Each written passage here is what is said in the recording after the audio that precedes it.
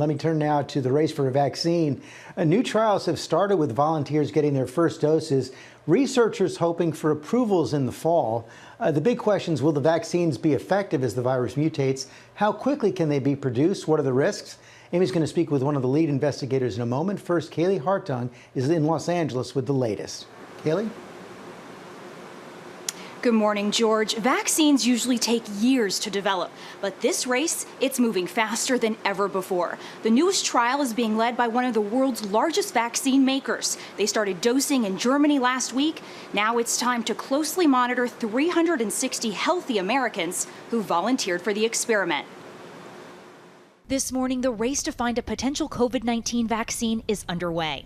Pharmaceutical giant Pfizer and its German partner BioNTech officially launching human trials in the United States, giving the first volunteers a dose of the potential vaccine, or a placebo, at the University of Maryland School of Medicine. On Monday, David Rock, a 26-year-old microbiology and immunology PhD student there, was the very first person to be injected. Because this is a phase 1 trial, it is double-blinded and randomized. So I'm not actually sure on my end, like if I got one of the vaccine candidates or if I had a placebo. So we're employing all the normal safety precautions. The study, taking place at multiple sites across the country, will test 4 different variations of the vaccine, all using genetic material known as messenger RNA, hoping to spark an immune system response, including the production of antibodies to fight the virus if that person's exposed.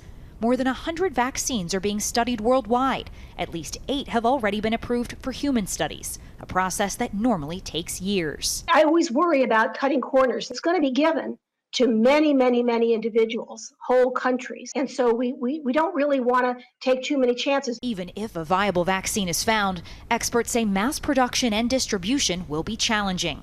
But for some like David, the potential benefits are worth it. Anything I could do as an individual to help that vaccine, to find that vaccine, would be a help. In anticipation of successfully developing a vaccine, these companies are already working on how to speed up production, and they're sharing information with regulators as they go. So they say their goal is to be able to produce millions of shots for emergency use by this fall and hundreds of millions by 2021.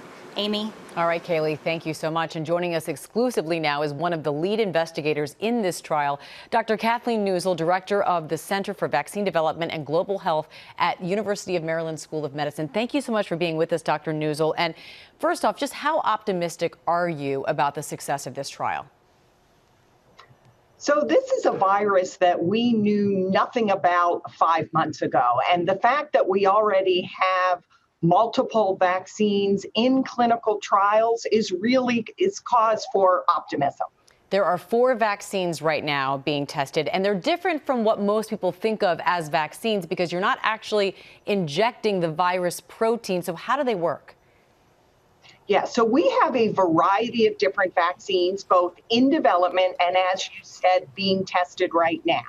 This particular vaccine, an mRNA vaccine, actually uses the genetic code. So rather than, for example, with an influenza vaccine, where we may give you an inactivated piece of the virus, here we're giving the genetic code to the volunteers, and then that genetic code is telling our own cells to make that protein, that surface protein that looks like the virus protein.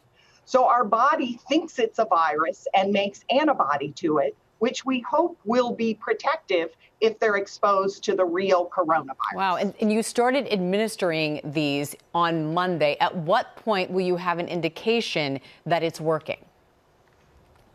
So you're right. The first volunteers in the United States were vaccinated on Monday right here.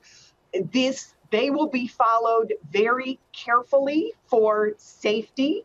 We will do this at a gradual pace. We are not sacrificing safety in any way. And they will be coming back frequently to have blood draws to look at their immune response. So in 2 weeks, in 4 weeks, they'll be given a second dose of vaccine. And then again, 2-4 weeks after that, we will be looking at immune responses. I am blinded, which means I don't know what vaccines that the volunteers are getting and who gets placebo. So it will be Pfizer and unblinded members of the company and independent boards that they've set up that will be reviewing the immunogenicity. All right, so if you get the positive results, if one of these vaccines works, how soon could they become available widespread to the world? So as you've heard, this initial phase will be 360.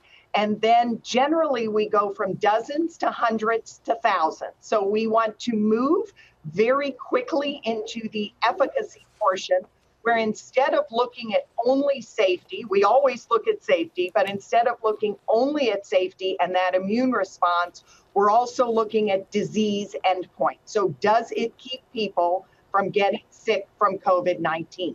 So again, very hard to give a date here.